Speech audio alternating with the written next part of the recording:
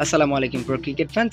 দর্শক, গতকালকে কিন্তু পাকিস্তানকে খুবই দুর্দান্তভাবে হারিয়ে দিয়েছে ইংল্যান্ড। সেখানে মাত্র 15 ওভারের মধ্যেই খেলা শেষ করে 4 ম্যাচের টি-20 সিরিজটা কিন্তু তারা 2-0 জিতে নিয়েছে। মূলত দুইটি ম্যাচ কিন্তু বৃষ্টির কারণে বাদ যাওয়ার কারণে কিন্তু এরকমটা হয়েছে। এদিন শুরুতে পাকিস্তান ব্যাট করতে নেমে কিন্তু মাত্র 157 রান করতে পেরেছিল। অল আউট হয়ে গিয়েছিল সেখানে দলের হয়ে বাবর আজম 36 এবং ওসমান খান কিন্তু 38 রান করেছিল। মূলত ইংল্যান্ড শুরুতে ব্যাটিং করতে নেমে কিন্তু ইংল্যান্ডের ফিলিপ সল্ট এবং জস বাটলার তারা দুজনে দুর্দান্ত শুরু করে। ফিলিপ সল্ট শেষ পর্যন্ত 24 বলে 45 করে এবং জস বাটলার কিন্তু 21 বলে 39 রানের একটা ইনিংস খেলে। আর সেখান থেকেই মূলত ম্যাচ থেকে ছিটকে যায় পাকিস্তান এবং শেষ পর্যন্ত কিন্তু ইংল্যান্ড 7 উইকেটের একটা দুর্দান্ত জয় পায়। আর এই জয়টা অনেক দরকার ছিল ইংল্যান্ডের জন্য, কেননা সামনে টি-20 বিশ্বকাপ। এই টি-20 বিশ্বকাপ সামনে রেখে ইংল্যান্ডের প্রস্তুতিটা খুব ভালো মতোই হলো।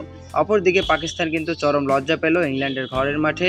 4 ম্যাচের মধ্যে 2টি ম্যাচ খেলা হয়েছে, 2টি ম্যাচের মধ্যে একটি ম্যাচও কিন্তু তারা জিততে পারেনি।